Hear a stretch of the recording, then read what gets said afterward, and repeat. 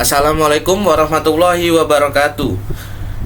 Yang terhormat Bapak Bambang Purnomo SEMM selaku dosen pengampu mata kuliah Cyber Security Management.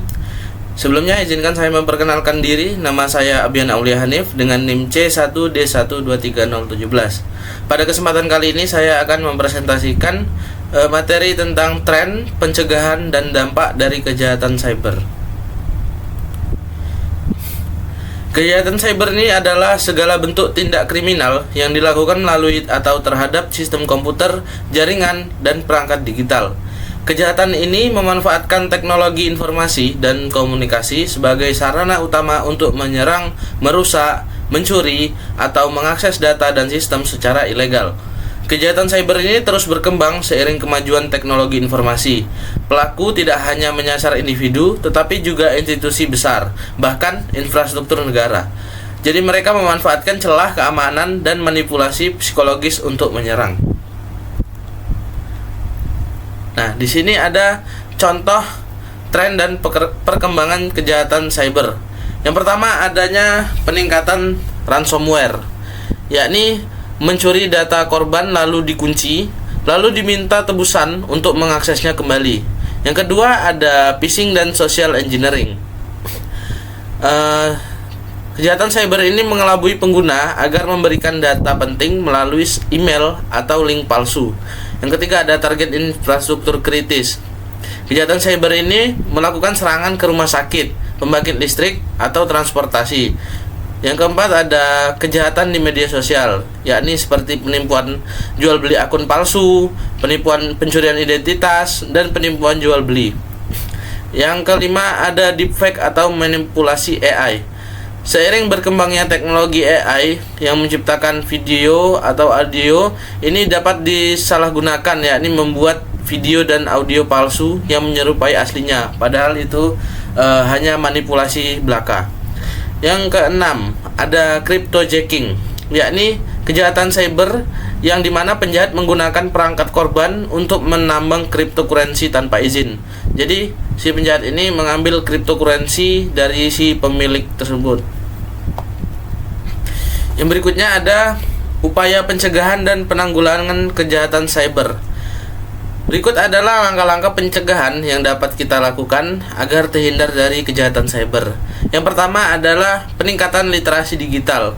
Kita harus mengedukasi masyarakat agar dapat menjaga akun media sosial maupun data-data penting mereka yang tersimpan di internet agar tidak mudah tertipu dan disalahgunakan.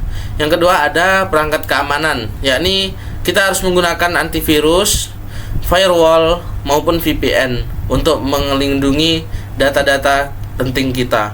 Yang ketiga ada update sistem rutin, yakni memastikan software selalu versi terbaru agar tidak ada celah untuk penjahat cyber ini mencuri data kita.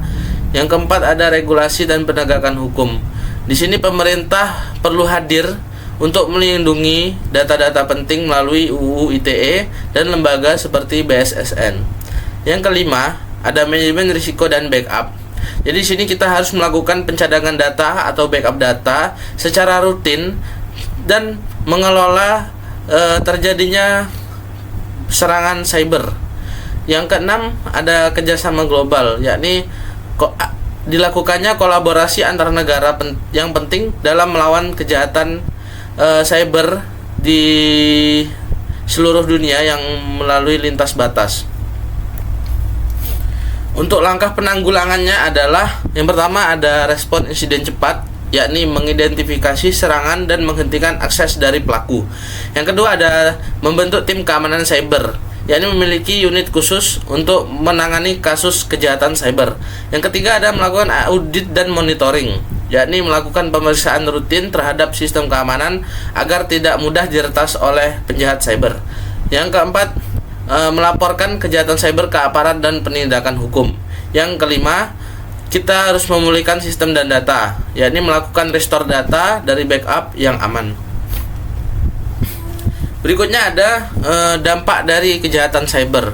Jadi kejahatan cyber ini tidak hanya berdampak pada kerugian material saja, akan tetapi juga merusak reputasi serta mengganggu psikologis korban dan bahkan mengancam stabilitas negara.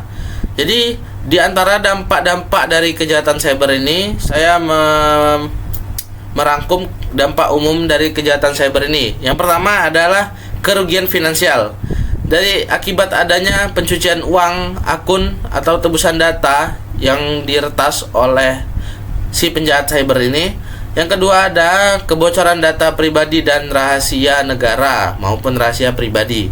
Yang ketiga adanya gangguan operasional, yakni seperti sistem yang tidak bisa diakses serta layanan umum, layanan publik yang terhenti.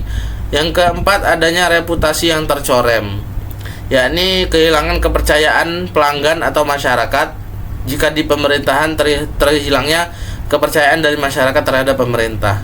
Yang keenam adanya ancaman nasional, yakni infrastruktur penting negara ini bisa lumpuh akibat adanya kejahatan cyber ini. Dan yang ketujuh ada tekanan psikologis, yakni korban yang menjadi korban kejahatan cyber ini bisa merasa takut, cemas, bahkan trauma yang mendalam. Baik, dari semua materi yang telah saya sampaikan di sini, saya menarik kesimpulan bahwa kejahatan cyber ini akan terus berkembang seiring kemajuan teknologi digital. Serangannya tidak hanya menyasar sistem tetapi juga memanfaatkan kelemahan manusia sendiri melalui manipulasi psikologis dan celah keamanan. Untuk mencegahnya dibutuhkan langkah terpadu seperti melakukan edukasi literasi digital, penggunaan perangkat keamanan, regulasi yang kuat, serta kerjasama lintas sektor. Sementara itu, penanggulangan yang cepat dan sistematis sangat penting agar dampak tidak meluas. Dampak kejahatan cyber ini bisa sangat merugikan baik secara finansial, reputasi, operasional, hingga berdampak pada keamanan nasional. Oleh karena itu, keamanan digital bukan sekedar urusan teknis, melainkan tanggung jawab bersama kita, seluruh lapisan masyarakat. Sekian presentasi dari saya, kurang lebihnya saya mohon maaf. Saya akhiri. Wassalamualaikum warahmatullahi wabarakatuh.